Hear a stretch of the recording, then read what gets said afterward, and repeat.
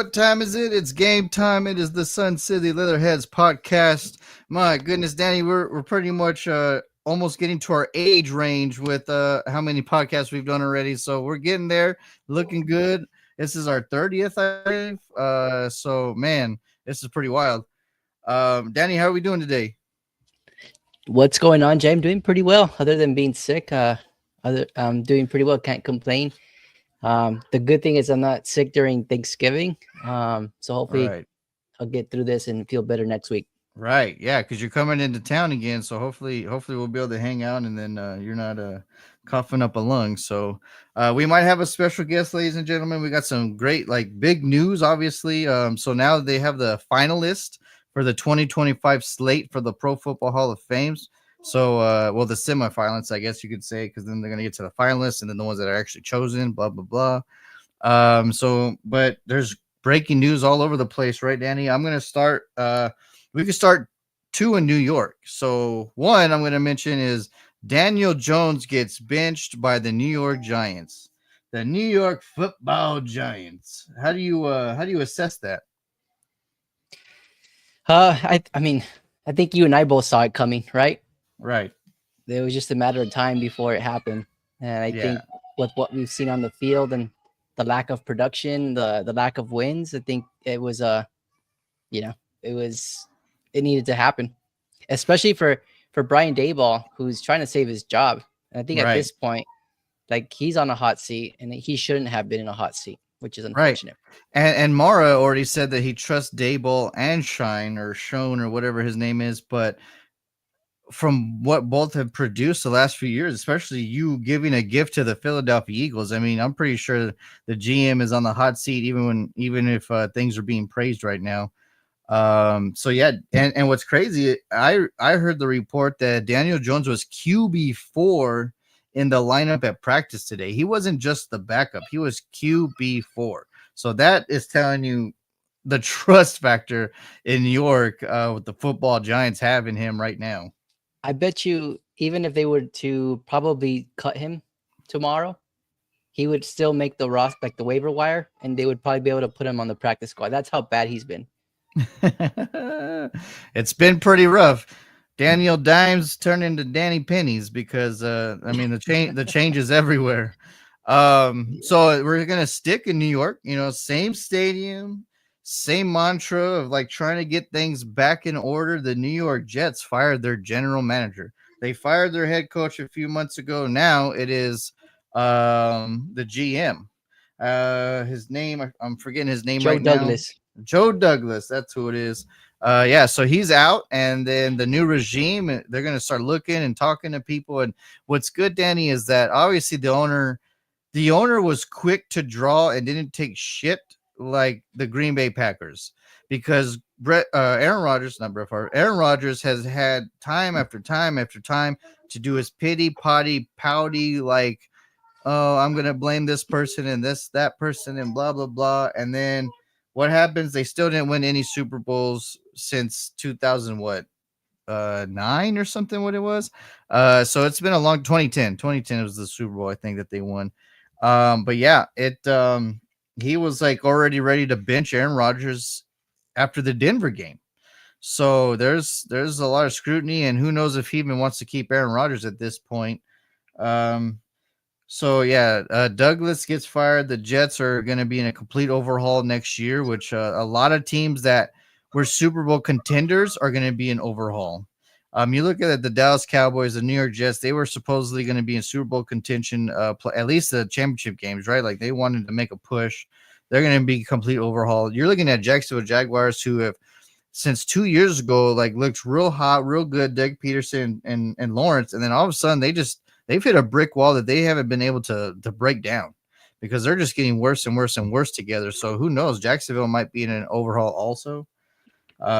So yeah, I, and that I was was I was surprised that we didn't hear any news on their front. Given they're on a bye this week, they lost pretty bad last week, and I think Doug Peterson has shown that he can't do it. He can't turn around that franchise. So I'm right. just surprised that he's still there. And you got to think too that that Eagles team that he had complete magic, right? Like they had depth, they had great players that were just starving for a championship because they hadn't been there for so long, and they were super long veterans. Well, this Jaguars team is kind of a young team, and then a lot of teams now they deal with social media and all that hoopla crap. So like a lot of the players sometimes, if you don't get their focus right, they're not going to come on game day with the great preparation. Yeah. So that's what's looking at how Dallas is too right now. I mean, they're over here saying that they're still a good team and they're over there doing music videos and it's so asinine to think that you're good when you're getting your ass beat over and over and you're at home when you get your ass beat. So yeah, don't come up with that. Don't come up, saying that you're a great team when it's proven that you're not. I think at this point, Michael Parsons is just trying to walk back the comments he made what was it, 2 weeks ago about his coach. Well, see, the thing is, as an individual who looks at the psychological aspect, I don't mind what he said. Like he said, a lot of people took it out of context. A head coach, Danny, can live pretty much until he or she dies, and coach until they want to leave the game. Yeah. A player like Zach Martin, who's probably at the back end of his career, who deserves a damn Super Bowl, just like a lot of other great Cowboys that came before him that didn't get a Super Bowl. He's talking about those players, like the people that had blood, sweated, and like have given their all. Like Zach Martin has had 7 Pro Bowls in his career. Danny, do you know how many holding penalties he's had in his entire career? 7. How many? That's not bad. He's just 1 a year. Yeah. Well, no, he's been in the league longer. Yeah. So it's been his 11th year. So I'm saying like it's insane that that's who he's talking about. Like people like Zach Martin who have made the star relevant and we don't get him a championship. That's what hurts him because Zach Martin can retire at the end of the year and possibly move on to another team that might give him a kitchen sink of a contract. But on the back end of his career, maybe he's not going to be the best guard going forward, but he might even go to a team that's worse off than the Cowboys just because of contract and other things, right? So that's what he's talking about. It's just like, man, this dude might retire and we didn't give him a championship. Like, how sad is that? And it's tragic. Like, I don't mind what he said.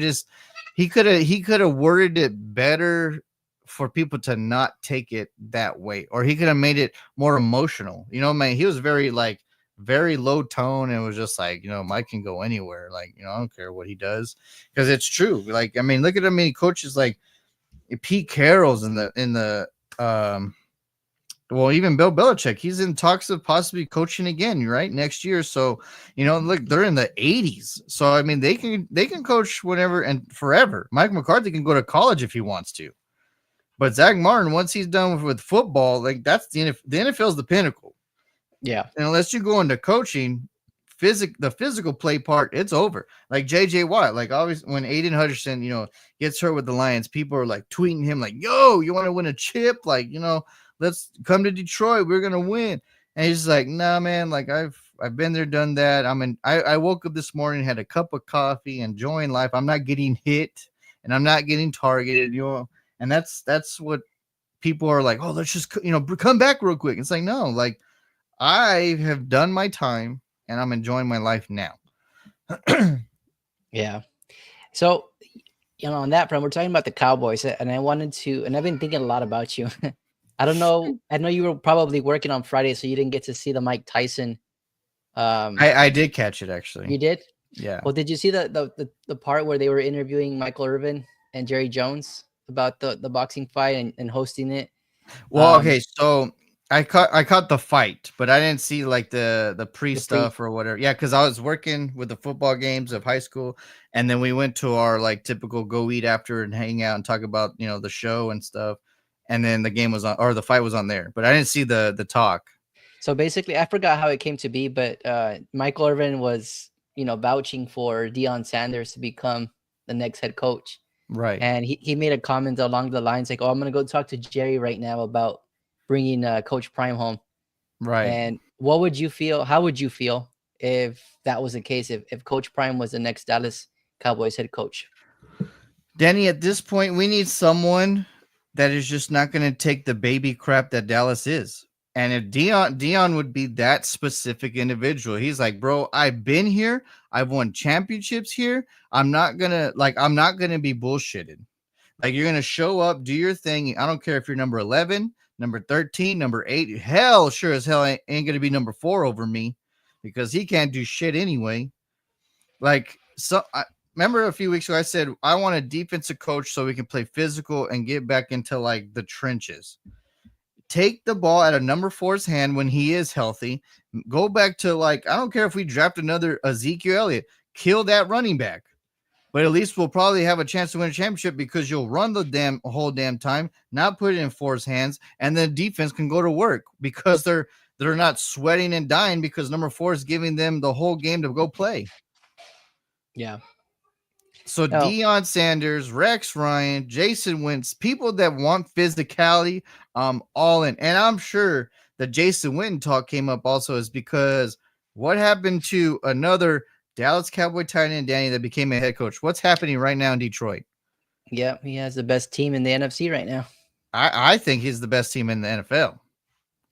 I don't even think it's just the NFC. Like, I think it's like legit probably the best team all around.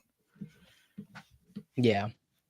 I have to agree with you. I like the potential of Deion Sanders coming back to the Cowboys to lead them.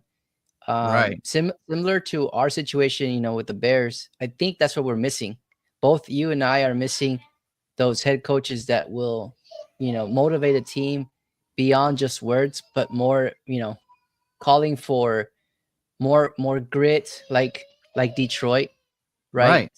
And I think that's what's missing for both of our teams. And I think Deion Sanders has proven that at Jackson State. He's proven that now in Colorado. I mean, he has a pretty good team this year. Right. And I think he's going to have the respect of all the players in that locker room because of what he was able to accomplish as an NFL player. And then now, most recently, as a coach. And going back to Danny, like the rawness, right? Like I've said time and time again, if number 4 is not going to grow a dick on the field and like be a man and attack his players, then we need a raw coach.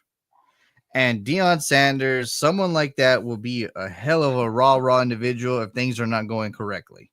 I honestly think if Coach Prime comes and becomes the head coach of the Cowboys, Dak is gone. Dak will get traded. Right. And Shedeur Sanders will be the next guy coming to Dallas. Yeah, because like, why would he not draft his own son when they're growing him together in Colorado already? Like, you know what I mean? Like, it just fits. Yeah. Mm-hmm. And like, yeah, I think Shedeur or Travis goes to Dallas no matter what if Deion is the head coach. Because there might be a team before Dallas that drafts Shedeur just so they can take away it from Dallas, if that makes sense. But like, yeah, I think Travis or Shedeur, if Deion goes, one of those two hands down are going to be drafted. And then who knows, his other son might be drafted 2nd or 3rd round for Dallas also. So it's going to be a family affair and friendship affair, because Travis, I think, has like grown up with that family, right? Like they kind of like adopted him, sort of like they have that, like, you know, they've helped him grow since he was like a kid, I think. So yeah, it's going to be like, people are still upset, like, damn, we lost again, blah, blah. I'm like, look at the psychological future aspect. We're not doing a damn thing this year. I don't care if there was a miracle and we made it to the wild card, like we would get our ass beat because this team is just not to what it was the past 3 years.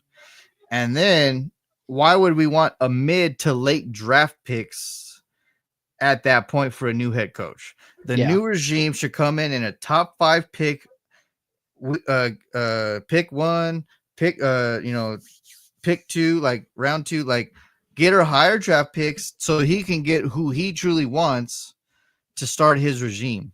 And that's exactly what I want. Yeah, I think that's exactly where I'm at as a Bears fan as well. Why do I want to see wins right now when I know that we're not going to be able to compete with the likes of, you know, Detroit or one of the other NFC better teams, right? So to me, I think it's all about the future. right? We want to build for consistent success, and if it takes us kind of having to lose these games and our coach is getting fired, I'm for it. Right. And the thing is, Danny, Dallas and Chicago have talent.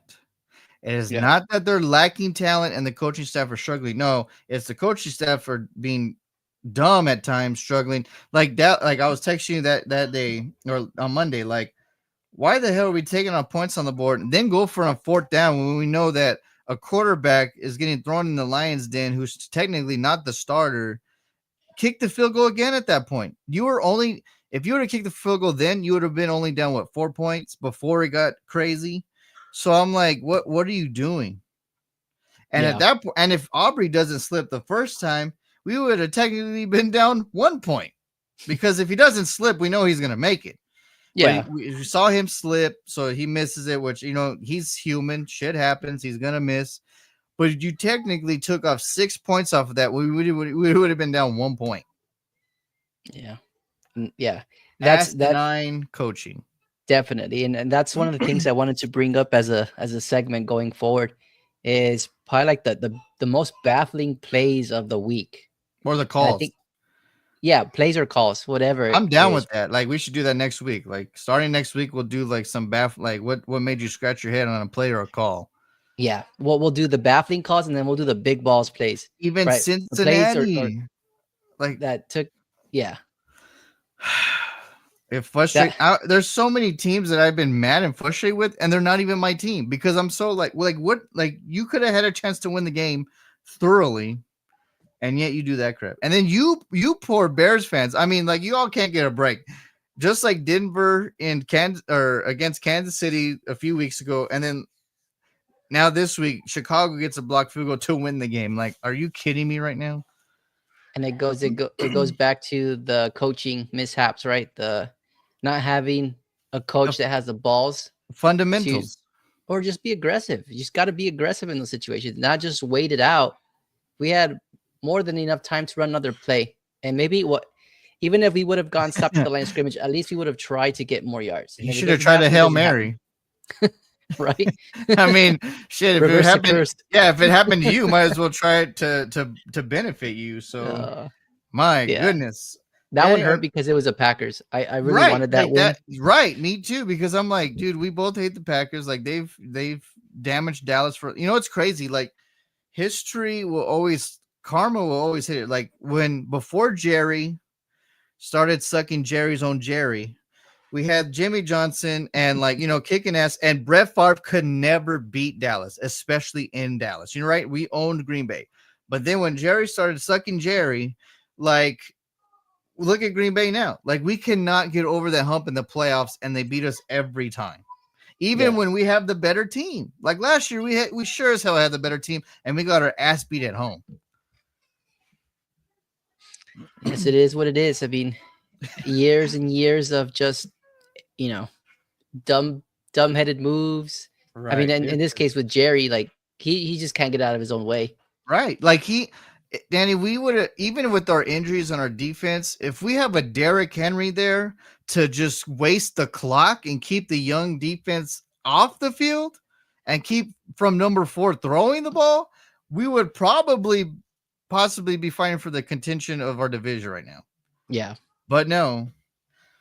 Speaking of greatness, Danny, we talked about Derrick Henry. So the Pro Football Hall of Fame has brought out their semifinalist projections, and I'll start with Dallas just because honestly he's first on the list on my phone when I started saving them. Mm-hmm. Darren Woodson, who is beyond me, is that he's not already in the Hall of Fame, Danny, because even if I wasn't a Cowboys fan, you look at it from the Steelers, from the Packers, from the 49ers, so many teams like the Cowboys that have prestigious history. If you go to their Hall of Famers, I'm pretty sure their all-time leading tackler is in the Hall of Fame. And the fact that Darren Woodson is not in the Hall of Fame yet, as the Dallas Cowboys, America's team, history of all-time leading tackling, that's from Sean Lee, DeMarcus Ware, Randy White, Bob Lilly. I mean, the list goes on. And Darren Woodson is the leading tackle all time in Dallas, and he's not in the Hall of Fame. Yeah. That's wild to me. Hold on. Let me zoom in here. I was trying to figure out what was happening. I was like, is Puka down there? What happened? No, I disconnected my headset. So hold on. Go ahead and talk. I'm listening.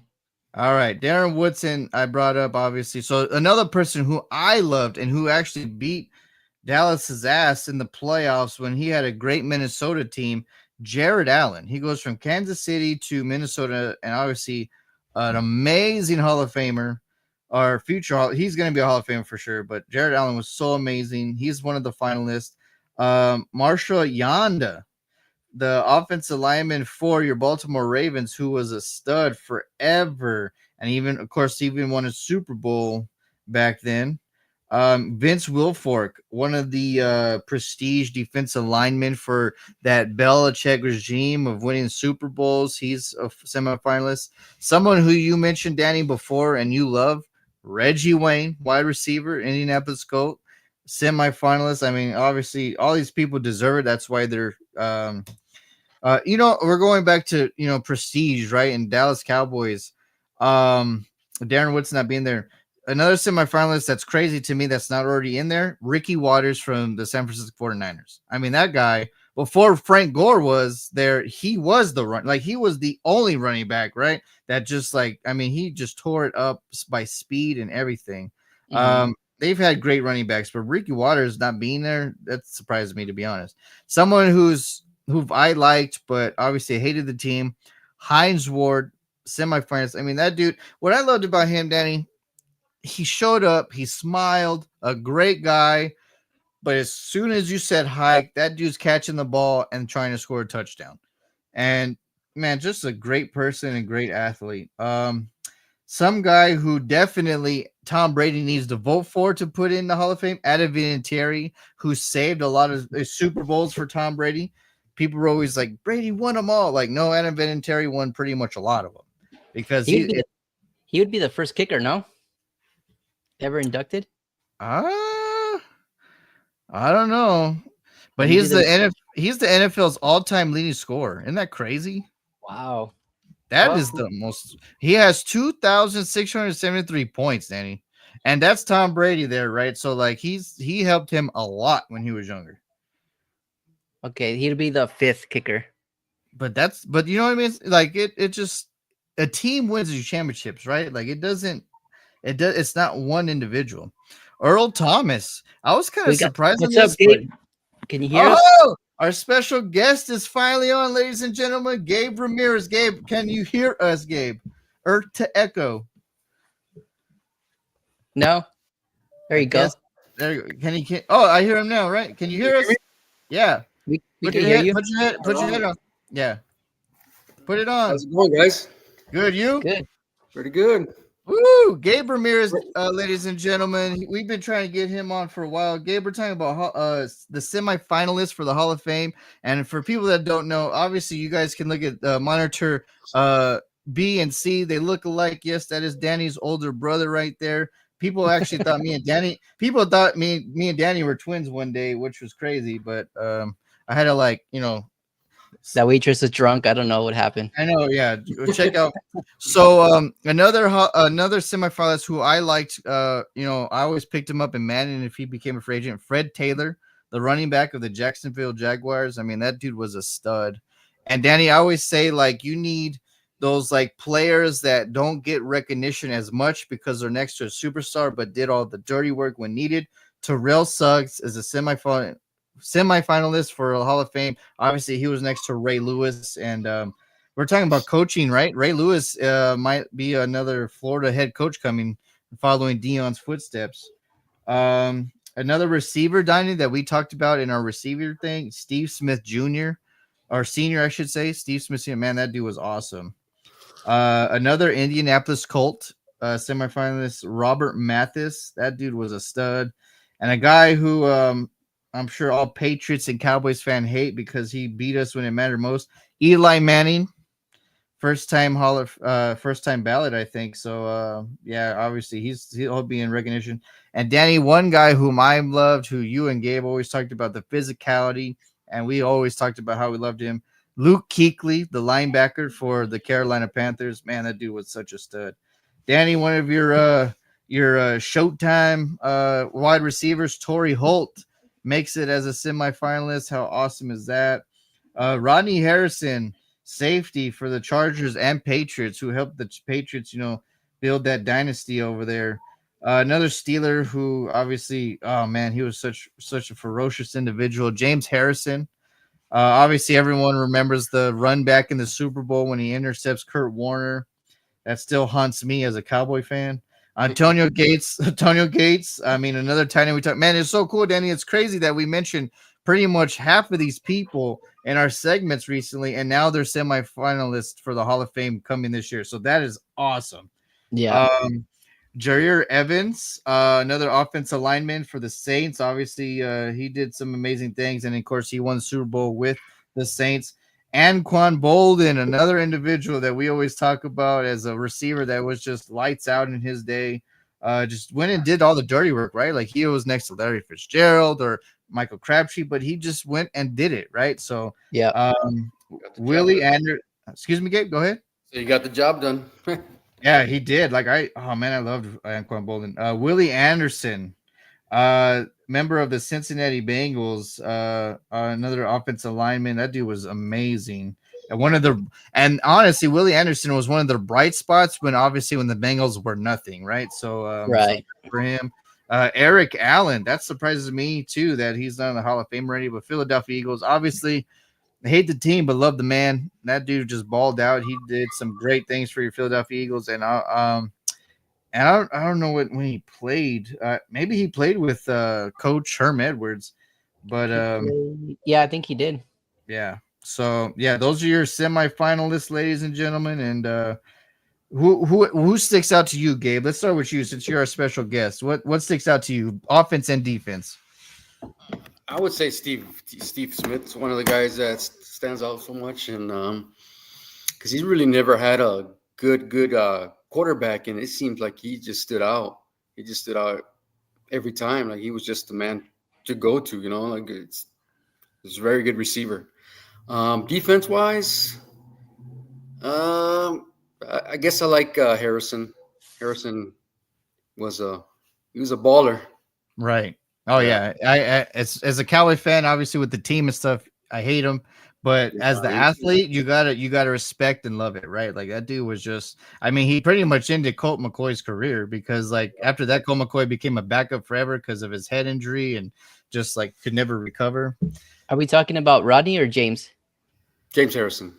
James. Were you talking about Rodney or James? Me, Justin. Yeah. James. Okay. Did I say Rodney? No, I was just making sure because there's two.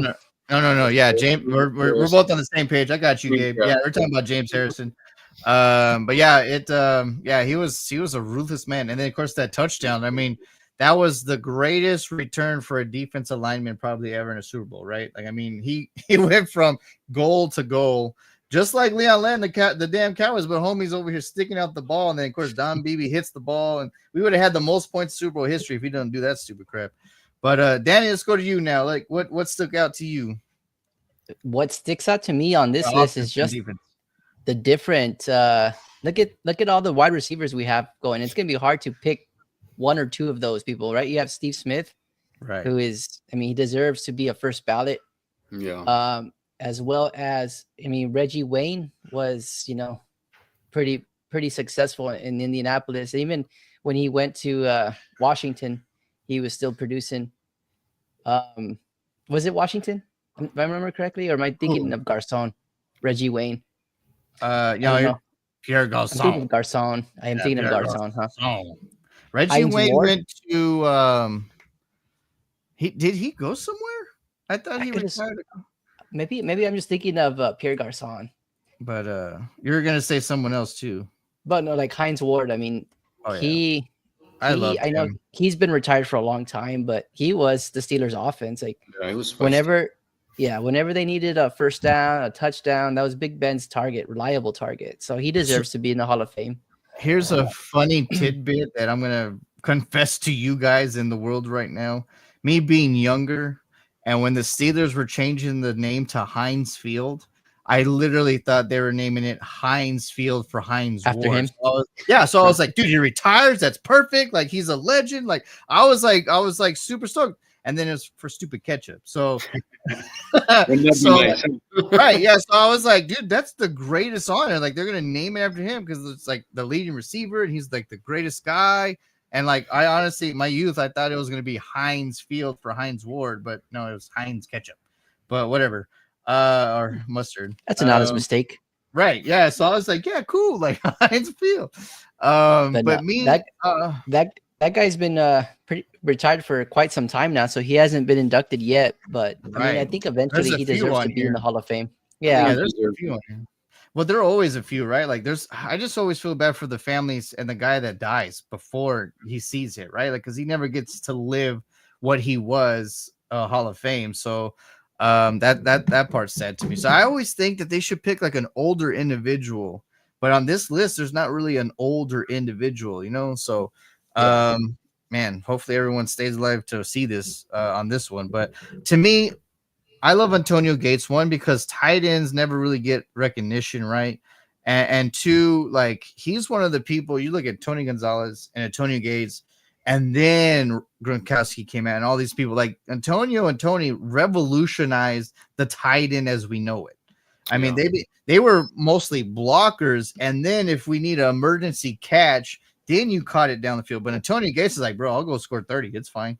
Okay, cool. Catch it up. Like Phillip Rivers. And that's another person that, you know, like obviously he'll probably get overshadowed, but like Jason Witten and Antonio Gates do not get those touchdowns without Tony Romo or Phillip Rivers.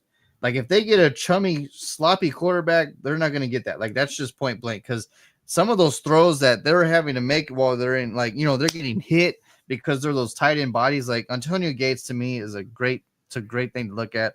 Like obviously everyone in here deserves it. And I already mentioned Darren Woodson, so I'm going to go that way. I'm going to go Luke Kuechly. Like that man to me, like was just the epitome of like what I wanted Sean Lee to be. Like they were the same person on the field, but there's only one difference. One stayed healthy and one didn't. And Luke Kuechly was able to stay healthy and just tear up offenses over and over and over. And in the middle of the field, and remember Greg Olsen, he was for with you guys and with them. So he was like, man, I was so happy when I finally got to be with Luke Kuechly instead of playing against him, because I knew if once we were playing against him, like I'm about to get popped.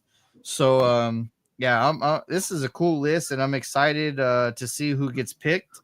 And Gabe, obviously, it's awesome to finally get you on as a guest star. We haven't had a guest star since y'all's brother Beto, and he was over there lollygagging with the draft.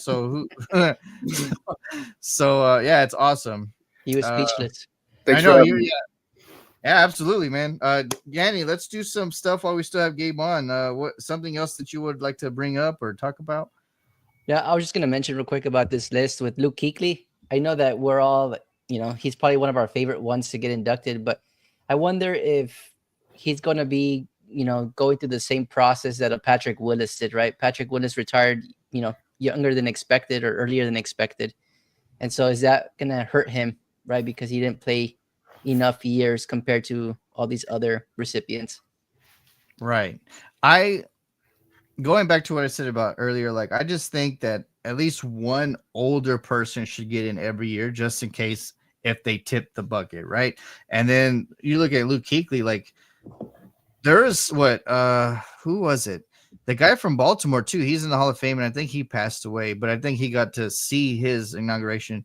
He had like an Italian name or whatever, but he didn't play. Are you talking about Tony Saragusi? Or is that yes, the Goose? Yeah, because he didn't play. I don't think he played long either, but he was just so dominant that that he got in the Hall of Fame, obviously, and then because he was so dominant to when he was playing that no one could mess. Tony Saragusa, even his name, like that's a football name. Like you knew who we were talking about if you mentioned Tony Saragusa, like a Mike Ditka, like that's a football name. You know that individual. Man, yeah. So yeah, I'm excited for these semi-finalists, and we'll obviously see who the finalists are in the near future. So yeah, this is going to be a good list for sure. I can safely say, and I would be willing to bet that Eli Manning's not going to be inducted this year. So his first ballot is not a ballot. I don't think he's deserving of that. I don't know, man. I mean, I've seen Stranger Things, so it.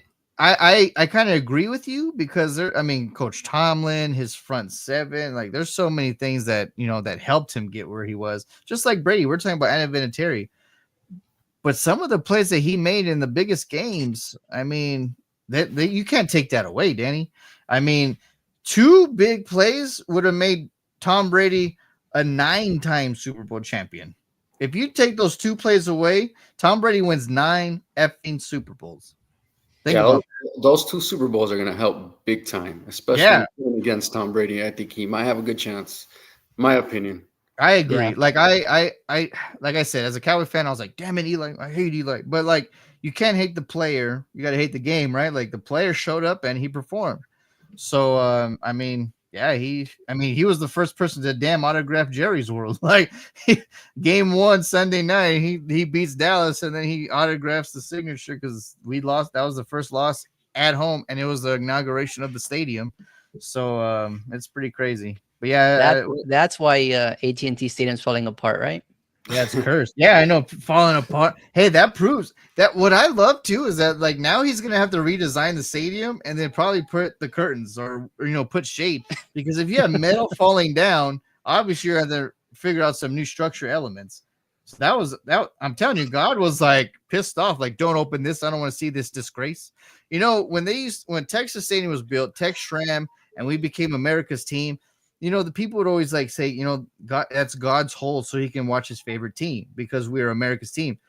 Sure as hell, God is pissed off at this disgrace that Jerry's built. So he's like, we're going to keep this damn thing closed because I don't want to see this crap. So it was it's so weird that a metal thing's just falling. Like how bizarre. There was 2 actually, but one got stuck. So then they were able to just make it, convey it until the game was over. But that was wild. It was a bad boxing contest on Friday. Oh. Yeah, bad juju all the way around. Bad juju. Danny, what's next in our segment? I wanted to show you guys. In the meantime, I guess I'll look it up while we go to the next segment. In the next segment, I want to talk about coaching vacancies. I know we talked about, the Jets already firing theirs, and then there was somebody else that recently. Dennis Allen with the Saints got fired. Yeah. We were talking about Doug Peterson probably being the next one to be fired. And then, both our teams, the Cowboys and the Bears, are dealing with dysfunction when it comes to their coaching staff. So since I have the other Bears brother on Dup Bears on the show right now, Gabe, who would you like to see as head coach for the Chicago Bears in 2025? Oh, well, I wanted Harbaugh. That ain't gonna happen. I wouldn't mind. What's his name? The guy from the Niners. I forgot his name. Who's the head coach for the Niners? Shanahan. Shanahan. They say he's on thin ice if they don't do much this year. So hey, I really? I hope they're right about that. That's wild though. That's wild if he becomes a free agent coach for sure. Yeah. I really don't have anybody in mind. I really wanted Harbaugh, but I wanted Harbaugh, and the fact that he wanted to go to Dallas even hurts me more. But Jerry sucking Jerry, and Mike McCullough's like, I'll play with you both. Okay, cool, you can come back. But yeah, man, it's sickening. But Danny. You always get XXX rated when you're talking about the Cowboys. I have to. It's so cool though. At least people are finally, not showing up to the games. We weren't a sellout on Monday, thank the Lord. Eventually people are gonna just start fading and start doing, mean signs to Jerry. Like it's coming. He's never felt this negativity before. So because like we've had decent teams, but we've never had the hype of like we have a team to win a Super Bowl within the structure of the organization. I heard too. You guys haven't been 0-5 since 1989 or something like that. Yeah, since the year he bought the team. Since he bought the team, yep, at home, yep, and I love it. He's gonna have to like really dig deep and look in the mirror because I'm like, dude, you've never had this hate before. Because when he bought the team, We started winning because of Jimmy Johnson. So I'm like, you know what I mean? Like he never had to go through hate. But this time he's gonna finally feel what Browns fans, Detroit fans, like a lot of people that do the hating part. Yeah. What are we looking at? I wanted to show you the this post. Texans. Did you see it? Yeah, the Texans. Look out. The falling debris. Oh man. That was clever on their end. Hey, I mean they did their part. Yeah. Oh, I like Well, this little setup. it was cool because I was down by like maybe 40 points going into Monday Night Football, and I had Tank Dell, I had the Texans kicker, and I had the Texans defense. And I thought to myself, I'm not gonna win anymore. Like I'm gonna lose. Well, freaking Texans defense got me almost 40 points by themselves based on their performance. So it led me to a victory, which is good. Right. Dude, the pick and then the fumble strip touchdown. Like Yeah, it stupid helped. Guyton, dude. Go down. Like you're an offensive lineman. What are you doing trying to run 100 yards? Like, no. You grip the ball, just go down, live another day, and he's over here trying to run it with it like this. Like, what are you doing? You ain't Tiki Barber. Like, how stupid was that? Man, it's just an atrocious. Honestly, I want him to move to either left guard or right guard. Because I as painful as it hurts for me to say, Zach Martin is probably gone. Whether retirement or maybe a chump team or maybe a team. Like, there's rumors I saw that he might go to Chicago to help you guys sew up that offense. Need all the help. Yeah, we'll take it. So, I'm like, you guys will probably have the cap space too. So who knows? Like anything can happen. But I'm saying, like, I want Guyton to move to a guard and then move Tyler back to left tackle. Yeah. But so coaching vacancies, Danny, who do you want as your head coach? I want Ben Johnson. That's my Yeah. my number one target. Yeah. What scares me, and I mentioned this like in our last podcast, that I'm not too eager with getting like first time head coaches, but I think to this point we've seen enough of the wrinkles in the Lions offense that excites me as a Bears fan, especially with like a Caleb Williams that we're looking to develop. I think he could really, unleash his potential and really create a game plan around his strengths. So that's what excites me about him. But yeah, him being a first-time head coach, that's a little bit concerning for me, a little worry, because we've been through this time and time again. Yeah. Right. And it's important too to see what a defensive coordinator he would bring. I think that's important. Right, exactly. And my thing is, like, Dak frustrates me so much, but I'm tired of offensive coaches at this point because we've had offensive coaching the last 2 decades, and what has it done?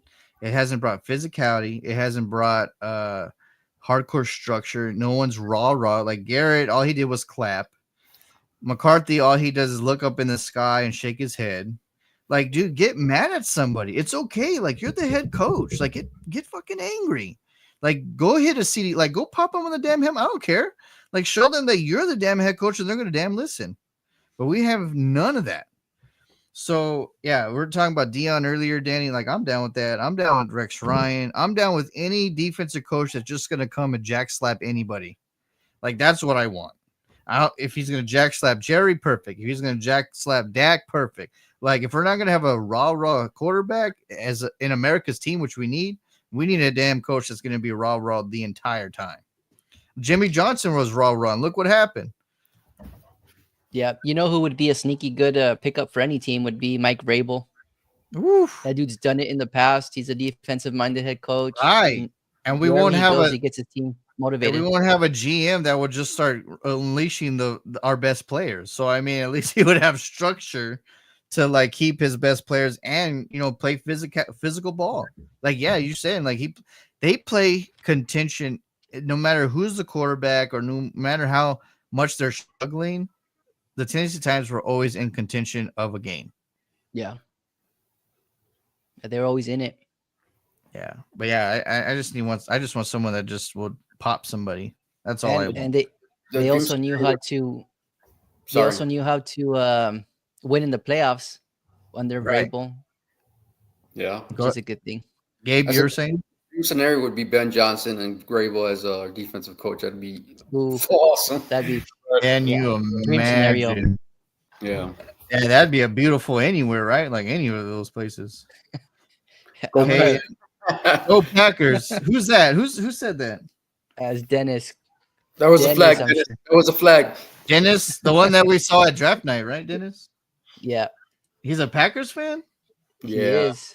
Unfortunately, I know. I bet you guys go through hell with him. Holy crap. he's actually very he was actually pretty nice after the loss. He was Well, saying I good things mean, about Caleb. yeah, technically his team should have lost, but you guys give him a free block field goal. Like, that's not going to help at all. Yeah. Sheesh. Just So when we thought we had them. Yeah. Right. So vacancies. Where do you think the Saints go from here? Oh man, I think they're not going to be one of those teams that are highly sought from candidates. I think that just looking at their roster, right? You had Derek Carr, who's probably at the back end of his career, who's dealing with injury on and off the field. Kamara's getting older. I mean, like you just have a lot of older pieces and not really anything exciting for a head coach to come and work with, right? So I think when you're looking or probably even comparing like the Bears vacancy, the Cowboys vacancy, if it happens, I'm counting like it's already happened. But I think they're going to be more focused on those locations, right? Rather than going to New Orleans. So I think New Orleans is going to be tough to fill that. And they're probably going to go with somebody who's unproven. Maybe like, let's say, who's a head offensive coordinator for the Texans? Bobby Slowick, I think, was a head coaching candidate last year. Right. I envision somebody like him probably taking that job. Gabe, what about you? Maybe going college. Maybe they'll go college. Yeah. I have no idea who they go with. What's crazy to me, like I believe that they're gonna go the offensive side, like you mentioned, Danny, but they went in-house last time from defense. Yeah. What happens if they just stay in-house with offense with Clint Kubiak as your head coach now, and then you go get a defensive coordinator?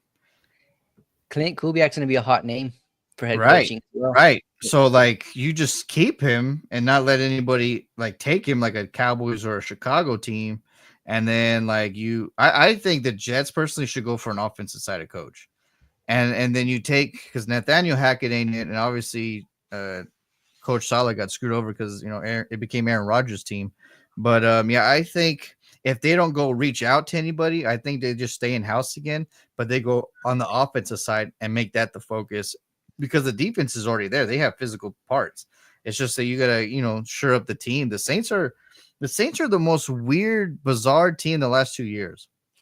They have talent, and then like in the beginning of the year, they were 2-0, and then everyone's like, dude, they're about to light up the world, and they lose 7 straight. Like, that's crazy.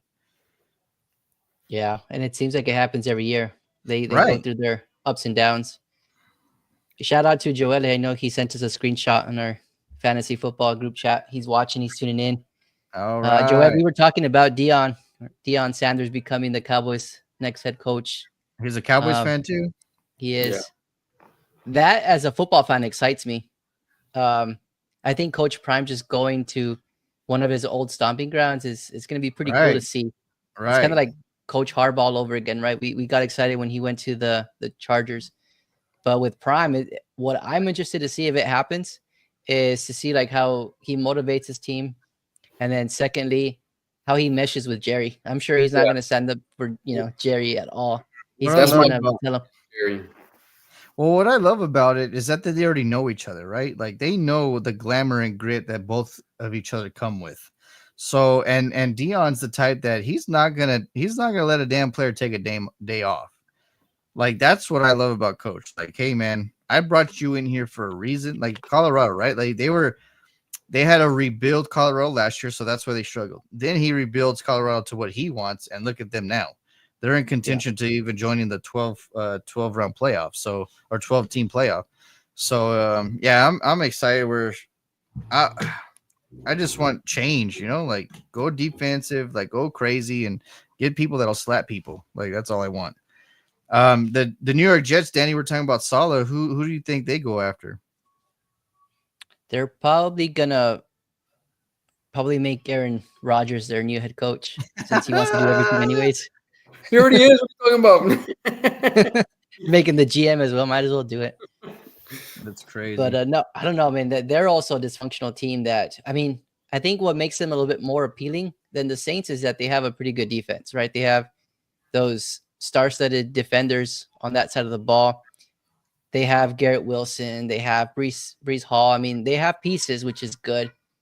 But I don't know. I mean, like, what is their offense going to look like next year? Is Rodgers still there? Do they get a new quarterback? I think that really determines who takes that job. Right. There's rumors that John Gruden wants him back. So imagine John Gruden. Dude, he would be perfect for that team. Like, because Just it's already a team that's built.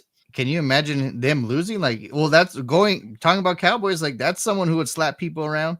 Like Yeah. John Gruden ain't gonna take no shit from nobody, and that's why I loved him.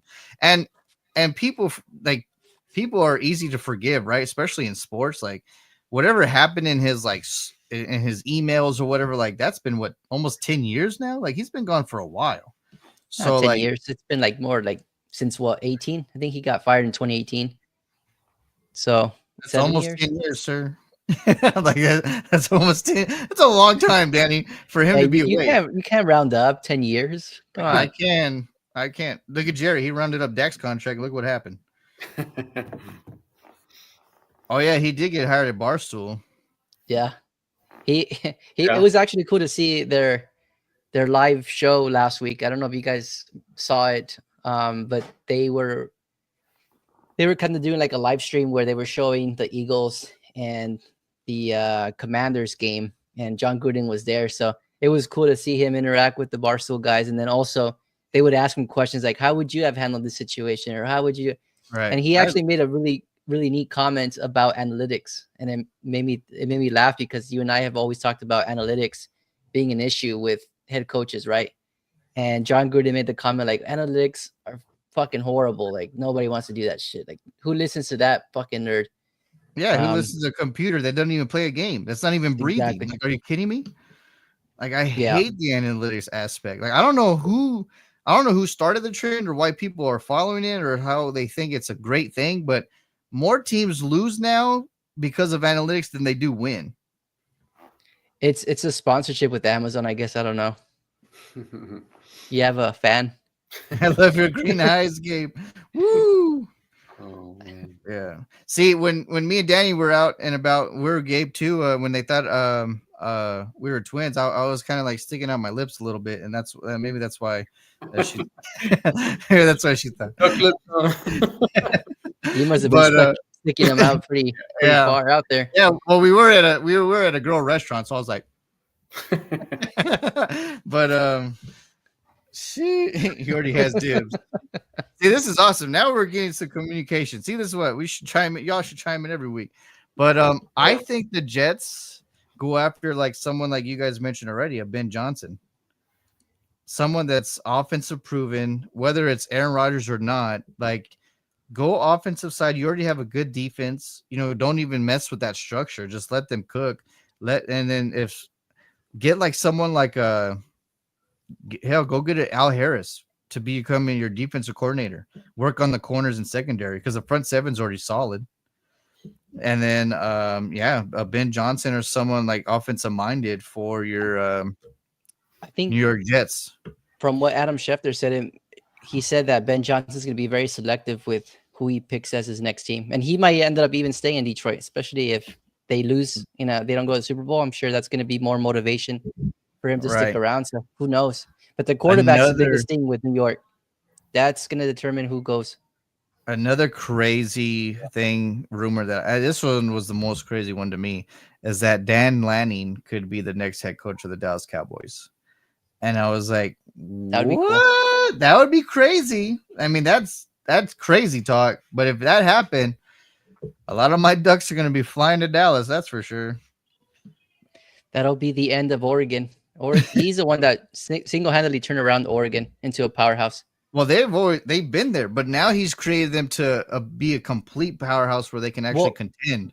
Yeah, I mean, they were always in that conversation, but the problem was they could never get past it, right? They would always get. We didn't have a front seven to it, but now we have a front seven. Well, now you have Dan Dunning.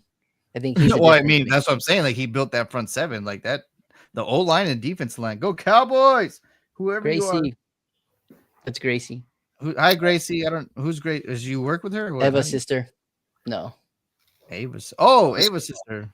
Hi Eva. Gracie. Man, Yeah. I can't believe Nadia turned 21. Like what? How? I'm old. Like what's happening? Yeah. In a blink of an eye. They were so little while we were watching us play basketball. They're watching us play basketball, and now they're. Nah, that's not cool. It's mine here. Dude, that's so wild. Oh my god. Well, hi Gracie. Go Cowboys for sure. True blue till we die. That star's gonna be beautiful. But man, yeah. Danny, let's go to hey, Gabe's here now, so now he doesn't have to text us his game picks. So now he can chime in. He could chime in the week 12 picks now. Let's do it. Man, this is I wish we were able to do last week because Are we putting money on this? Dan Manning would be wild, but I would be super can. stoked because he's a defensive coach, so I'm down with that. That's why Oregon picked him out from Georgia, is because they wanted to shore up that defense. And look what he's done for Oregon, man. He'd be one of the younger successful coaches in the Like NFL. I think. we've been a number one team from Oregon in the college rankings a few times, but the fact that he's been able to last it throughout the year has been surprising to me.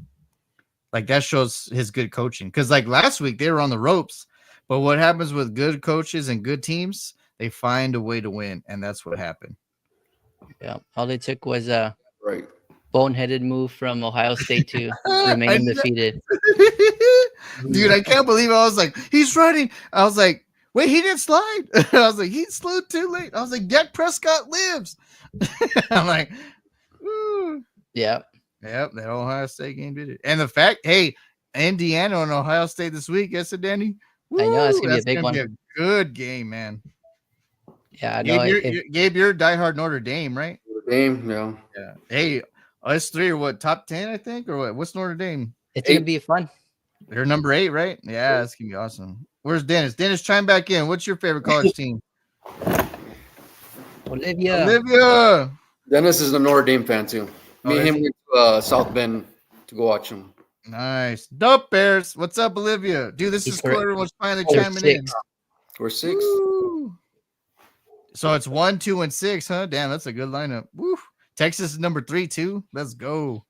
It's gonna be fun. These teams. What's so cool about the college football format this year is that so many teams that haven't been this relevant this long in a long time are in the top 10 to top 12. Like this, like Georgia has a potential to not be in it. Alabama has potential to not be in it, which is awesome because it can be new blood, new love, new flavor. Like that's so dope. Yeah, it's gonna be fun. It's gonna bring a different level of excitement to college football. Right. And it's just gonna be even better because now it extends it even further than it would in traditional years. I'm so stoked. I'm gonna be crying if Oregon loses at some point, but it's so dope that we're like just in the talks of it, you know? Yeah. Let me bring up the schedule so we can pick our games here. Dope Bears. Oh, Bears.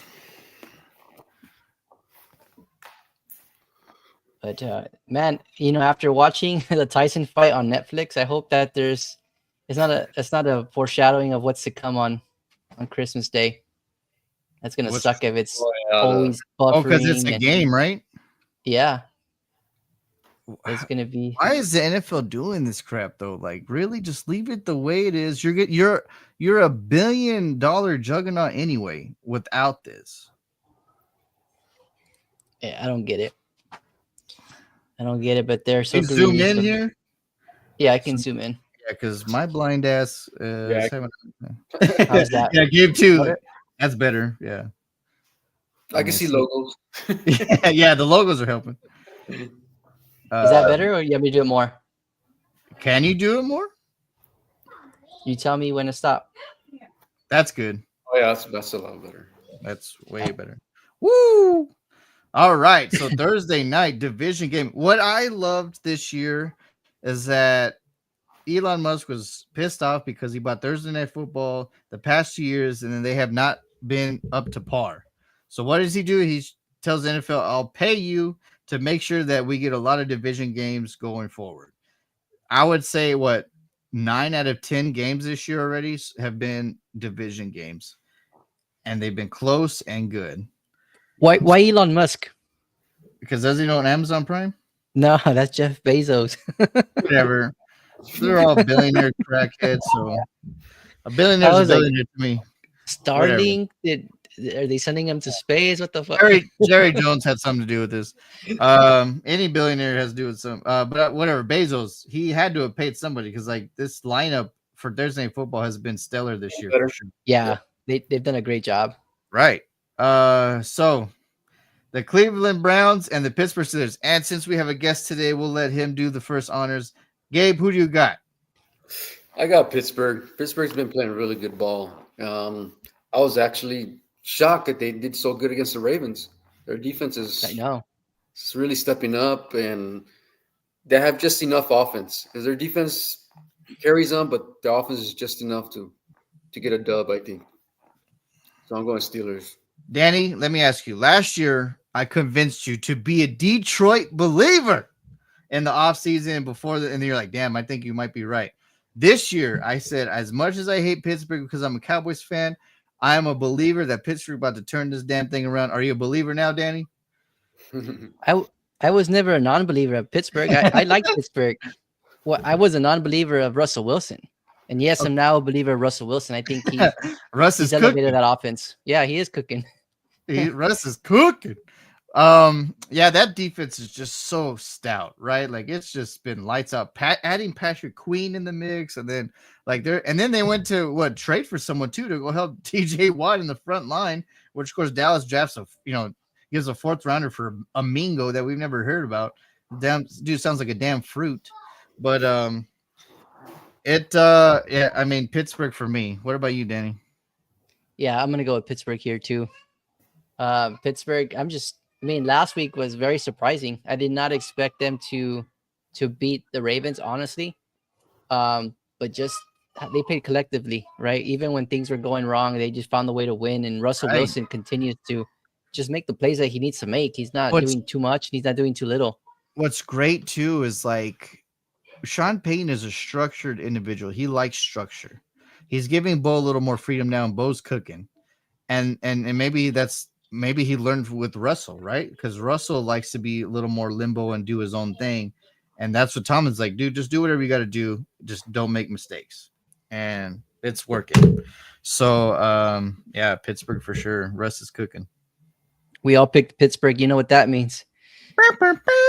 So, Danny, we're talking about Daniel Jones and craziness of quarterback, right? Does Deshaun Watson come back for Cleveland next year? No. I don't think so. I think they're going to cut their losses there. Yeah. I think it's they've seen 2 years worth of play, and it hasn't really elevated anything or improved the offense in any way. So I think they just cut their losses. I agree. I don't see it. I don't see him coming. Right. And like right now you have a higher pick again. Like you might as well, just try to get what you can get, right? After quarterback. Yeah. Get a quarterback like Cam Ward from Miami. I think that would be awesome to see. You love him. I thought about you the other day because like you're like Cam Ward's the greatest, and then like 2 weeks ago before when we were able to miss last week, but you picked Cam Ward, and then like homie Miami lost, and I was like, damn, I wonder if that hurts his Heisman chances. You know what I mean? Yeah, it does. Easy. But hey man, I said don't sleep on Bo Nix. Whoop whoop. And homie's cooking in Denver. Good. Oh man. What else? Oh man, this is just a crazy year. All right, so can we just all say the Panthers? We all think the Panthers are gonna win, right? I mean, By 30. if that happens, I would get married and find somebody. Like that is a 1 in a trillion observation. But we all agree, right? Kansas City is gonna just trounce this team. Oh yeah. Yeah, they'll bounce back. Damn, we're 2 for 2 so far. That's not good. Ooh, another division game for you guys. Damn. Jeez, the Vikings and the Bears. Gabe, what do you think? I'm gonna sound like a homer, but I'm going for the Bears just because the way they played against the Packers. I think they have a very good chance of beating the Vikings. I think that's going to be like an upset for me. I think they're going to come out hungry. Their offensive coordinator looks like he knows what to do. So I'm picking the Bears on this one. Danny? I'll ask you, Justin. What do you think? He's gonna defer the question. You're gonna let me sway you, right? All right, I want to Danny. hear what you got to say. Even before Gabe said this, I think it's a trap game for Minnesota. The last 2 weeks they are 1-1. They've lost one and won one. And this Bears team just lost by a point at home against Green Bay. And even with the interim coach of New York, right? Like the first game that they lost, the second week they bounced back and won. And I think that's what's going to happen with Chicago. They can upset Minnesota. Minnesota will drop to like the 6th seed or whatever it is. And they're going to upset Minnesota in Chicago. I picked the Bears. Good job. Oh, It's a trap game, Danny. I'm telling you. it may be, but there's one guy that we can't stop. and Sam that's Aaron Darnold? Jones. No, I think it's Aaron just Jones. Jefferson that you have to worry about. You know he has the most receptions and yards than any other receiver in history. That's crazy. Yeah, he's a unreal player for sure, but I'm not really worried about him. I'm worried about Aaron Jones simply because we don't have the defense to stop him. I think we've been struggling with the rush defense for the last 3 weeks probably. And Aaron Jones, even when he's with the Packers and we had a formidable defensive line that could stop the run, he would still gash us. Now with the so-so line, I think it's going to be a big day for him.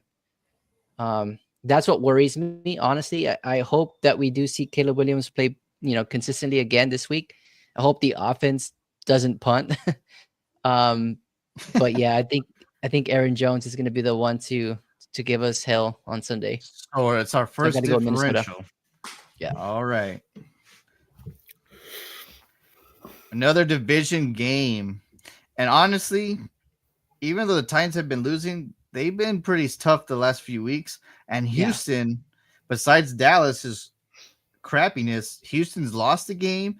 They've almost lost the game. Like they're not really blowing out people until later. Or they're not getting everything together until later. And then those penalties. This is a scary game for Houston. It could be a trap game. But just because Houston's at home, I'm picking Houston. If they were in Tennessee, I would go Tennessee's way just because Houston penalties and just the way that they hurt themselves in the red zone, it's a bad thing, and you're playing a division game. So I'm going Houston because they're at home. I agree with you. I pick Houston. I don't see the Titans having too much offense. I think that's a little too much offense for the Titans defense. And do you think that they draft a quarterback going forward, the Tennessee Titans? Yeah, I would assume. I would assume they would. I would assume that's what in their plans, at least second round. Can both teams? Well, they can tie. That'd be a loss technically. Danny, what about you? I know Nico Collins is coming back, right? He came back last week. He came back on Monday. Yeah. Okay. So yeah, that's another piece added to them. What about you, Danny? Another person that may be coming back for Houston is Will Anderson. He's been hurt, so having him will elevate that defensive line for sure. Yeah. But with the Texans, I think you're right. I think it's going to be closer than what the Texans probably want. But I still think the Texans are still trying to figure themselves out. They don't know, to me at least, from my perspective, I don't feel like they figured out their offensive identity. Like Tank Dell, for example, he's not really having those explosive plays that he once did last year. And so I think that has to be figured out before the playoffs because they're one of the contenders in the AFC. So if they play the way they're playing right now, they're not going to get very far. You know what did surprise me though? I'm sorry to cut you off, but what did surprise me is when they played against the Lions. Texans, they were in the whole game. They should have won that one. They should have won that game, and that's the Lions. I'm like, yeah, once they get their identity figured out, and CJ Stroud starts playing a little bit better because a lot of interceptions. Yeah, I think they'll be all right. Yeah, I expect them to win this game. I don't think they'll lose, and they'll probably continue to win for the rest of the year. But yeah, they need to figure out their offensive identity in order for them to be successful in the playoffs. Right. All right. So now we have the Detroit Lions and the Indianapolis Colts. Ditch Rich is a fascinating piece in this game specifically, because one thing that kind of hurts the Lions is if when you have a scrambling quarterback. That's the only time that they can't be too physical, because they have to be weary and play what is it, spy. So this game, I'm picking Detroit, but this game might be closer than people think right now. I'm picking Lions for sure. I think honestly, I think they're gonna win big time. Ditch Rich. Richardson's coming back, right? Or He came back last week. oh, he did come back last week. How do you do this pass? I don't He I just- actually did. He actually did pretty good. really. Yeah. Yeah, He so looked that's- better. I think they won, right, Danny? I don't think so. Yeah, they lost. they beat the Jets. Oh, you're right. Did they play the Jets? Yeah, I think that's who they played. really. Yeah, I think they beat the Jets, man. We'll fact check that and see. But yeah. What's up, Amy? Oh, Amy. I don't know you, but what's up, Amy? Whoop whoop.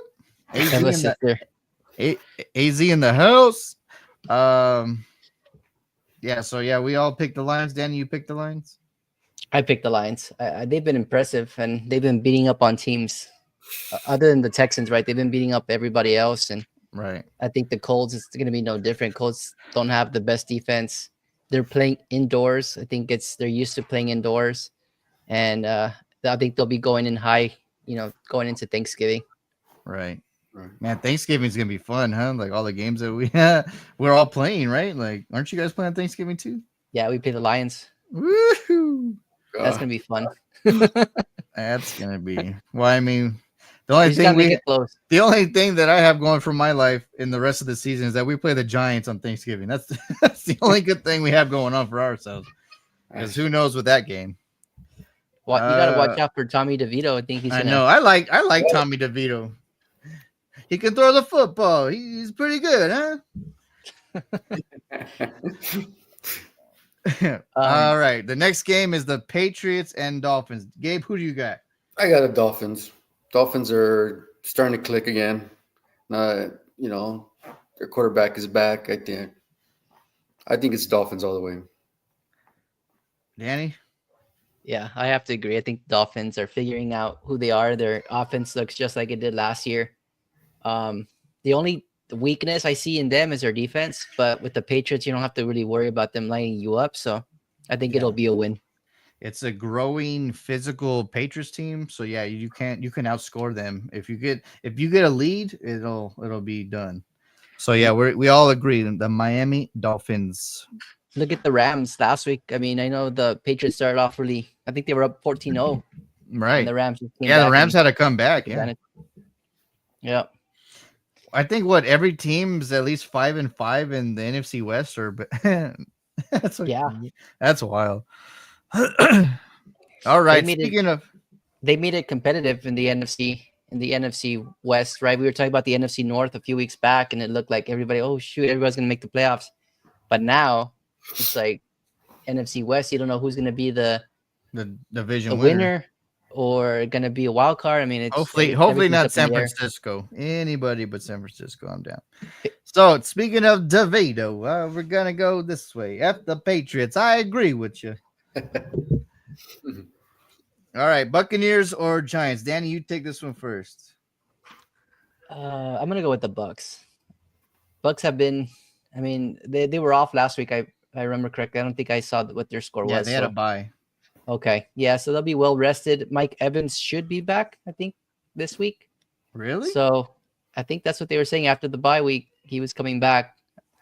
And if that's the case, even if they don't have him, and Baker Mayfield has shown that he doesn't need his weapons like Evans or Godwin, he could still win without him. So regardless, I think the Giants are going to struggle here and the Bucks will win. Gabe, what about you? I'm with Danny on that one. Yeah, I say Buccaneers. Giants, they look like a mess right now. I think the Buccaneers are going to be all over them. What I've admired most, like I've always been kind of a Baker fan, but the fact that he's still able to light it up each game and be in contention in each game without his two top wide receivers. Like, Yeah. there's no way in hell Dak would ever be able to do that. Like, hands down. So, like, I admire his guts, his grit, like his fight, because every game it seems like they're in it, and then of course they just don't have the firepower to finish a game. But I think this time, since the Giants are such a mess and he can contend with anybody, I trust Baker more than I trust the Giants. So I'm going the Buccaneers also. Yeah, that's funny you say that, because with Baker, he has his ups and downs throughout the season, right? It's bound to happen with any quarterback. But with him, it's like, even if you go back to his days in Cleveland, he still elevated his wide receivers. Like, they didn't have the best wide receivers at that point, other than maybe Cooper at that point, if I remember correctly. But yeah, like he made, and I'm trying to blank on those wide receivers that he would throw to, but Anthony Schwartz was one of them, right? A rookie, he elevated him right off the Right. bat. Right. There's just he tends to do that with anybody that he plays with, which is what you want from a quarterback, because Rodgers did A that. gritty person, like something that Dallas needs. Like, you need a fiery, gritty person, and that's what he is. Yeah. Speaking of America's team, they're going down to DC's Nationals Commanders. I'll start off with this one because it's going to be an easy one for me. Please lose again, Dallas Cowboys. Please go to 3-8 and get a better draft pick, because your team ain't shit, your owner ain't shit, your quarterback ain't shit. So Washington Commanders all the way. I agree. Commanders all the way. I'm not liking the quarterback. I'm not liking was it Cooper Rush? Yeah, Rush. He's not impressing me. So I say Commanders, even though Commanders have been a little off lately, but I don't think the Cowboys could capitalize on that. Yeah, I have to agree with you guys. I think, I mean, Jaden Daniels has been kind of having 2 bad weeks back to back, it seems like. Right. Yeah. And although the Cowboys are, I mean, their defense, I'm always excited about watching them play with Micah back, and, you know, Diggs in the backfield. I think there's potential there for them to make life hell for Jaden Daniels. But I think what has me going back to the Commanders is the lack of quarterback play. Yes, Cooper Rush has had a good record as a starter, but it just shows, like, even, having CeeDee Lamb and having Mingo, having, whoever the wide receivers are now, like, their lack of running game is what's really hurting that offense. Like, they just have no identity, and when they need to throw, teams already know what they're doing, so it's not helping their cause. Yeah.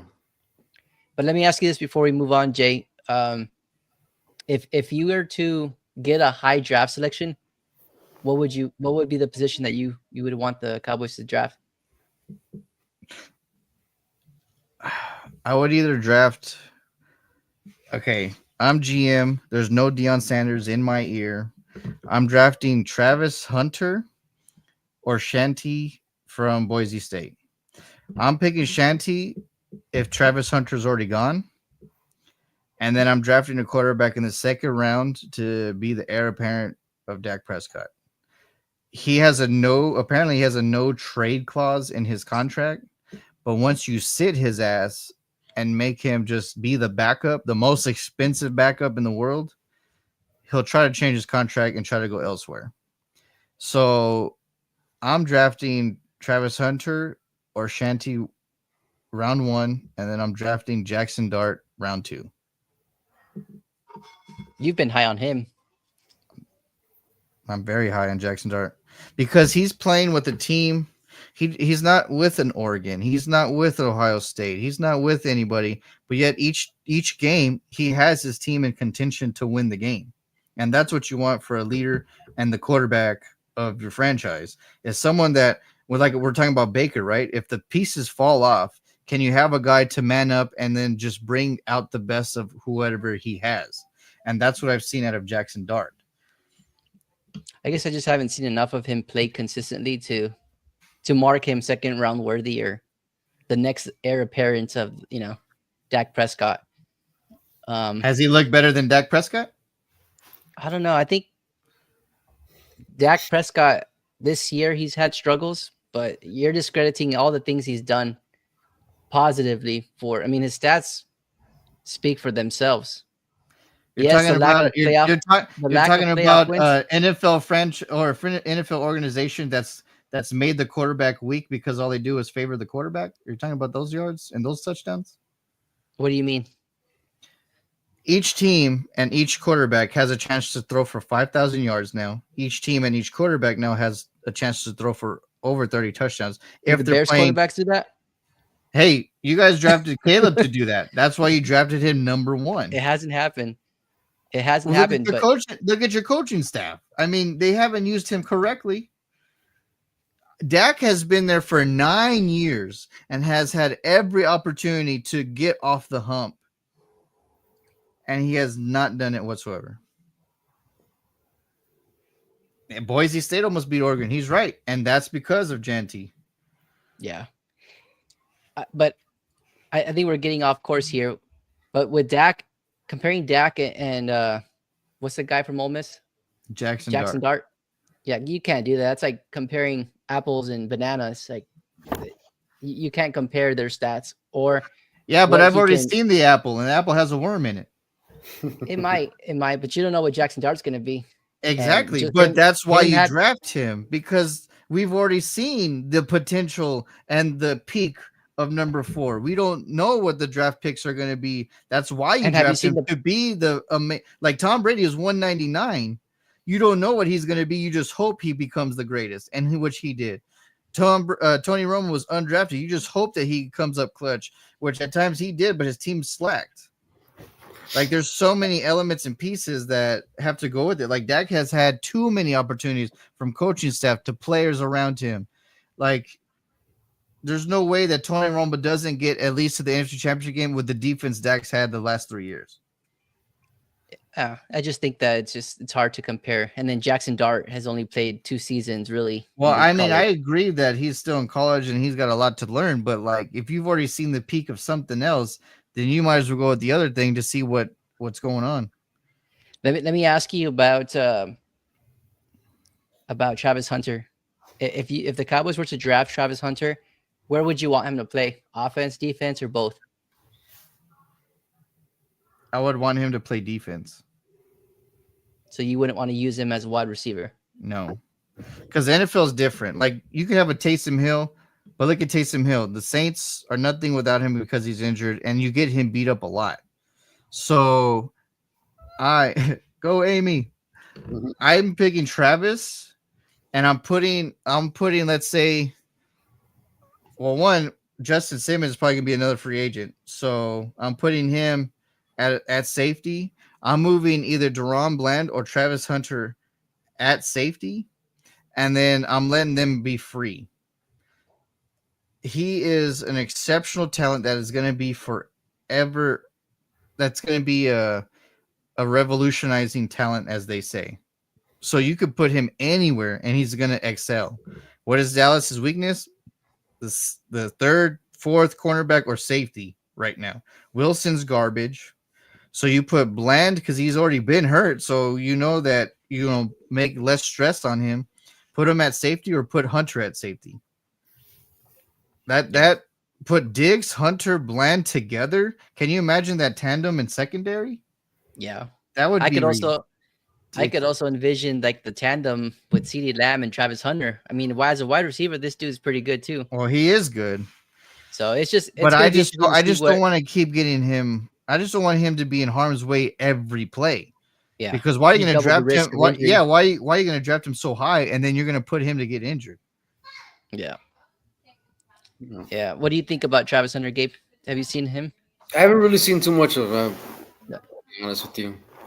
That dude, he makes plays on both sides of the ball, which is he's really cool insane. To see. Yeah. It's really cool to see, but then in the NFL, like, it's not sustainable. Like, it's just going to be tough. Like on offense, he looks like Malik Neighbors, and then on defense, he looks like Trayvon Diggs. But like Danny said, the NFL, you can't have him at both because he's gonna get killed. Oh yeah, definitely. Yeah. And he already deals with injuries in college football. Right. So Like- yeah, I'm saying just pick him up for one position. He's ridiculous. Yeah, you're right, Dennis. But yeah, I pick him at defense, Danny, and you put him with Bland, Diggs, and then you get another safety help with Overshown in the middle. That's going to just grow after year one in his full NFL year. Like that's, and then you have Micah and whoever else on the front seven. Safety or cornerback? Corner. Honest, I would put Hunter corner, and then I would make Bland the next safety. Yeah. It would be we spent insane. a lot of time talking about the Cowboys and That was you this time. That wasn't me. I was just curious. All right. Well, I'm just letting you know. So it wasn't me, ladies and gentlemen. I promise. Your second favorite team, the Denver Broncos. Well, I don't know. The Chargers in Denver are like Bo that's Nix, and I still pick Herbert over any quarterback. So Broncos and Raiders. Let's all say it together. Ready? Bo Nix. Yeah. This Yeah, rock. Yeah. Any objections to that? Broncos. Yeah. Yeah. I'm saying. I think the Broncos will win this one. Like Danny, before you got on, Gabe, Danny and I talked about like nobody is gonna want to see this Denver team in the playoffs if they squeak in. Yeah, Because they're very physical. They're clicking at the right time too. Like if they go in hot, like at the end of November through December, like they're gonna be a massive team to deal with. sneaky good. Yep, I agree. So, oh man, look at this. Two hated teams for me, and then like y'all's rival, and oh man, Gabe's next potential head coach, possibly. There's so many pieces right here. The 49ers or the Green Bay Packers. Danny, you take this one first. Man, the afternoon's going to be pretty impactful for the NFC West, it seems like, right? Yep. You have the 49ers going against the Packers. 49ers need to bounce back. I mean, I don't know, man. You're talking about figuring out themselves, right? Figuring out their identity. That's the 49ers. And I think it's the lack of McCaffrey being there that they don't know exactly how to run their offense, it seems like. But I don't know, man. They're too good of a roster for me to think they're gonna like continue to lose. Like I don't know. It's wishful thinking on my end, but yeah, it's tough that they have to win. This is a must-win game for them because if it's not, Right. it's going to put them too far back in the NFC wildcard conversation, and then also in that division, it's going to be tough to And bounce plus, if you lose to Green Bay, you lose the head-to-head for Green Bay's wild card spot. Yeah, that's true. That's a good point.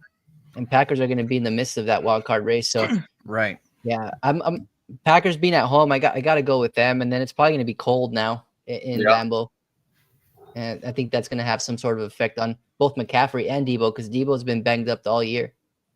Gabe, what do you say? I'm saying Packers. I think Packers are going to be a lot better at home. I think it's going to be cold.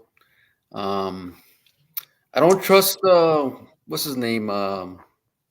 Packers by Freddie. Love. You know, it's been a little rough, but just the fact that they're at home, I think I've never seen anyone fall so much and throw interceptions. Like I've never seen someone tumble and just like throw the ball like that. That's crazy. Yeah. But yeah, I think Green Bay's too much at Lambeau for the 49ers that just lost the Super Bowl and they're really from injuries. Like they're just lost. Like that's what happens when you've lost a Super Bowl twice to the same team in 5 years. And the fact that like your window is like this, because there's a lot of free agents that are about to come from San Francisco, and you're probably going to lose them. So, yeah, the Green Bay Packers at home. We all agree. I think as a Bears fan, we want the 49ers to go on a losing streak, huh? Well, So that way we can get Cunningham. yeah, at this point. Well, at this point, as a Cowboys fans too, like I want Green Bay to lose just because I don't want to see them in playoffs. But San Francisco is just too much of a mess right now. They're technically like Dallas. The only difference is that they're able to keep things close. Yeah. They're in every game. Yeah. You just pull it off. Right. Man, so all right. So the next one, Arizona Cardinals and the Seattle Seahawks. Gabe, you can take this one first. You know where I'm going there, Seattle. Man, No, he went one time to Seattle, Danny. Now he's in love. no, I think just because they're at home again in Seattle, I think Seattle looked pretty good last week. So I just think they're gonna take care of business at home. If it was in Arizona, I'd pick Arizona, but just the fact that they're at home, I'm going Seattle. Look at this. Can you see that? Geno Smith. Yeah, Putting the Made him go to Niners to sleep. sleep. And who's on the right side? Oh, that's Bo. You know, Knicks. Yeah, I think Seattle's gonna wake up a lot of people. Did I change my? Oh, okay. Sorry, I thought my camera turned off. Yeah, I think Seattle's gonna really showcase who the Cardinals really are. I think the Cardinals have had a pretty easy schedule, and I think they caught teams at the right time, and I think that's what turned their season around. I think honestly, if the Cardinals would have played the Bears last week, the Bears would have won that game. Just that's how good they looked compared to when we played them a few weeks back. But with the Seahawks coming off of a big win against the 49ers, and I don't know. I just struggle with the Seahawks because one game they'll look really good on offense, and then the next they'll struggle. And so, I mean, if they start the game and then they're consistent again on offense, I think they're probably going to be the most favorite team in the NFC West to win that division. Honestly, so here with this game, I expect them to beat the Cardinals and expose them. I think if they start running the ball, they'll be all right. Get that running game going. They need to be balanced. Yeah. This game worries me for Seattle. One, they just played another division game right before. And they needed that win because they had already lost San Francisco. So it was a physically fought, and then it was like the last drive, the last gas. Geno came clutch and they won. Arizona, who I think is already 2-0 in the division. They beat already San Francisco in San Francisco. They are like you said, Danny, a surprising team. Sometimes a team catches lightning at the right time and just surprises people, right? Like that happens in the NFC, the AFC, in any sport. Like and that's Arizona, right? Like they're first in the division. What scares me with Seattle is that one, Arizona is at a bye week, so they're rested. They didn't go through a physical gauntlet that they went with San Francisco. It's honestly, I think Seattle should win, but I need to play devil's advocate and get some points in my favor because we've been agreeing on pretty much everything this week. I'm gonna go scramble gamble, gets the upset win, and continues their lightning striking whatever they got in the bottle, and continue to be first place of the division. If the Cardinals win, it's going to look really good for them to to win the division at least. Right. I mean, they'll be in a good spot, especially if the Seahawks lose and the 49ers lose. They'll have a 2-game lead. Right. All right. What's next? Ooh, Eagles, Rams. Ooh, Sunday night. I forgot about they're playing Sunday night. Man, the Sunday night and the Monday night game are going to be electric. Woohoo! So the Philadelphia Eagles versus the Los Angeles Rams. Both teams technically need to win massively. One, LA needs to keep in pace to try to win the division. Two, the Eagles need to stay up 2 games over Washington. So this is very important on each team's gathering. Dude, this game's gonna be interesting. The Eagles have won 6 straight. They're due for a loss, and I think, but they just had. Did they have their bye? No, they played the Commanders, right? Yeah, last week. So, man, I think LA needs this win more than the Eagles do. And them going all the way from East Coast to West Coast, and Jalen Hurts is traveling to Good Morning America and just being Hollywood right now. Maybe they slip up a game. and this is the perfect game to slip up because LA's more desperate. So I'm going to take the Rams by like a slim 3-point win. I'm going the other way. I'm going the Eagles. I think it's going to be a shootout. I think it's going to be very close, but I think the Eagles just find a way to get that dub. I think it's going to be like a lot of Eagle fans. I think it might be like a little home game for them. So I'm going Eagles. Do you know why the Eagles are doing better recently? Cowboys are ideas? shit. That has nothing to do with it. Brown, he's back. Wasn't he gone for a while? Yeah, Brown's back. AJ Brown's back, and then Devontae Smith was hurt. He came back, but now Both? what they're doing? Go ahead. What were you gonna say? Yeah, you asked me a question, or us the question. I think both coordinators are just doing their job. Like Kellen Moore, offensive coordinator, and Vic Fangio on defense. Like they've been clicking and calling the right things at the right time. Exactly. That's what it is. Kellen Moore has figured out how to involve Saquon, right, in different ways other than just rushing the ball. Like he's using him the way you're supposed to be using a guy that you pay, hundreds of millions of dollars to. Right. And then on the defensive side, like I think they were struggling at the very beginning because they started off two rookies, right? You had Cooper DeJean, and you had Quenyon Mitchell, who were both starting, and people were targeting them, and they were getting exposed. Now, in the last couple of weeks, at least even last week with Quenyon going up against Scary Terry, he shut him down completely. Right. And I think with, the Rams, they have a problem. I mean, they have Puka, and then they have Cooper Kupp. Like those guys are hard to stop. But now that the Rams, the Eagles are figuring out, or the rookies are figuring out how to really play the defense. Vic Fangio's feeling a little bit more comfortable. He's getting to the quarterback more consistently. So I think overall they're figuring out who they are as a team, and it's going to really make it difficult for the Rams to beat them. Even though they're at home, I think the Eagles will win by 10 points. Right. So the last game of Monday night, this is what's scary too, is that each LA team plays at home this week. So which means they got to like rush things and get the field right and make it look like it's the Chargers and blah, blah, blah. So that might be a factor like late in the game where Tucker's missed a few field goals already. Mm-hmm. Does the field get a little wet because they've had to change so much within 24 hours, and does he miss a few to change this game again? So the Baltimore it's going to be a good game. Baltimore all physical. Harbaugh versus Harbaugh, like this is a classic Titan matchup. Like I've been waiting to watch like since he came back obviously to the NFL.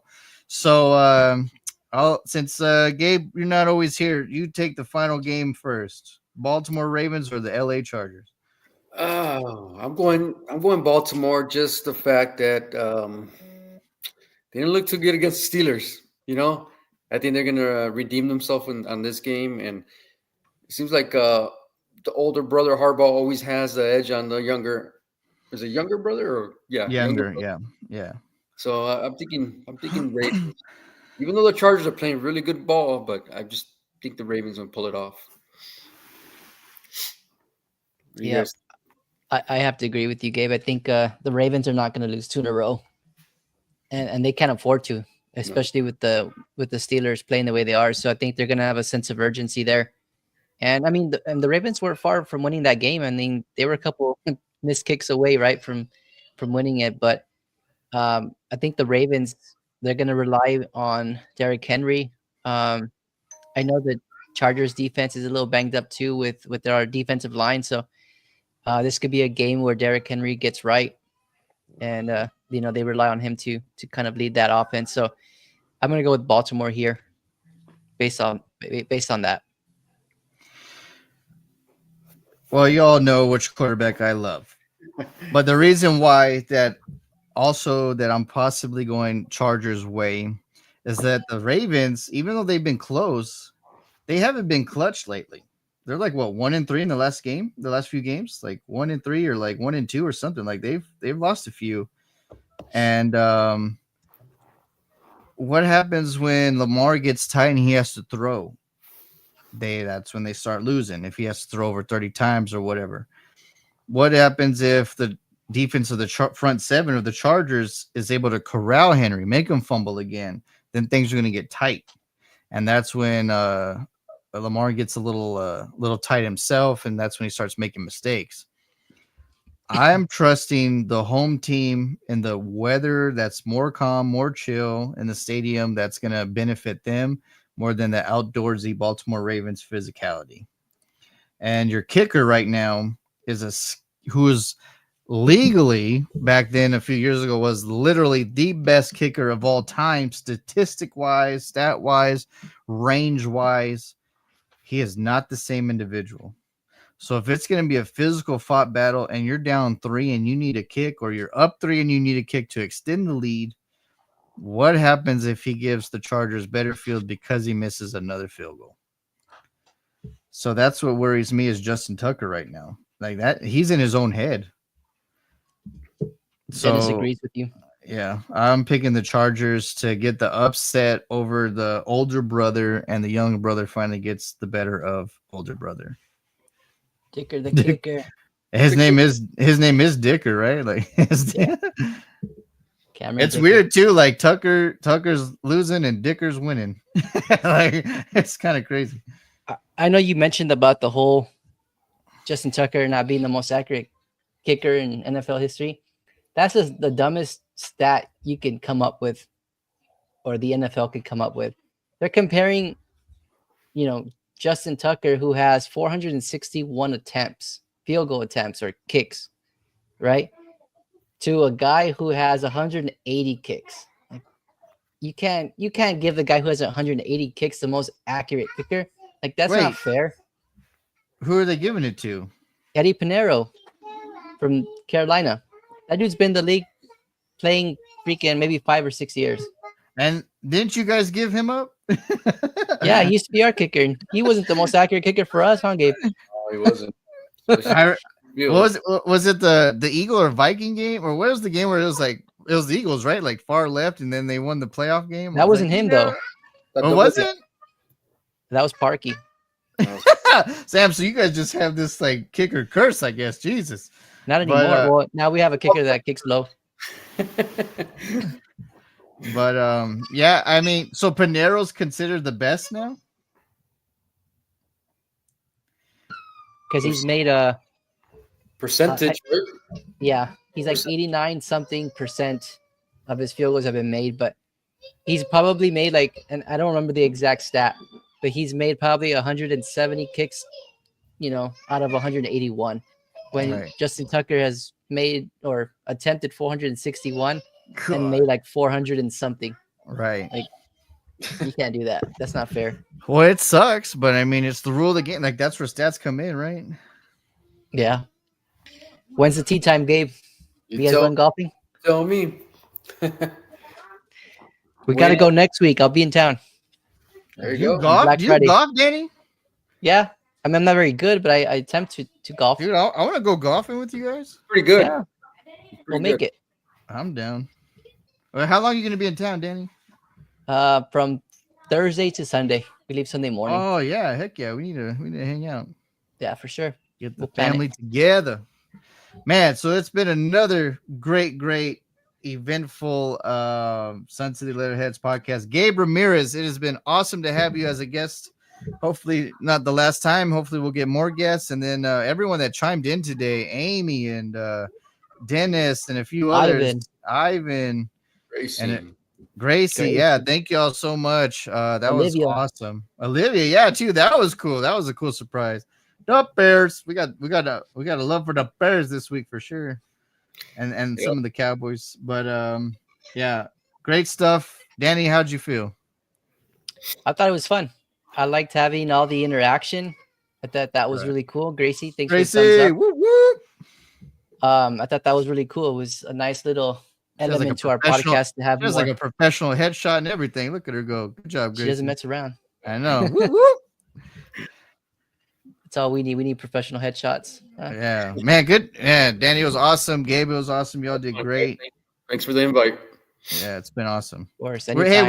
where's Brick Griffin at? We need to get him on here so he can just like pretend the Bears are the greatest thing ever. And We'd spend an hour and 50 minutes just talking about Maybe argue. yeah, pretty he, much. he wouldn't argue anything. No, Panero. No, Panero's just garbage. But All right, Jay. Well, that's a good one. We'll get together. We got to talk about what our schedule's going to look like next week because I know it's Thanksgiving week. So I don't know if Wednesday still works for you, but if not, we can do it earlier. Just let me know. I mean, why not?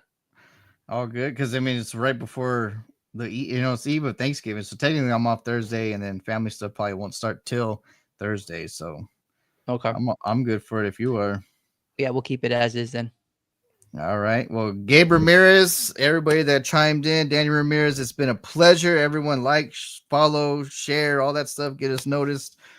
This is the Sun City Leatherheads podcast. I'm JD Cercelli. We're out. Peace. Peace, everyone.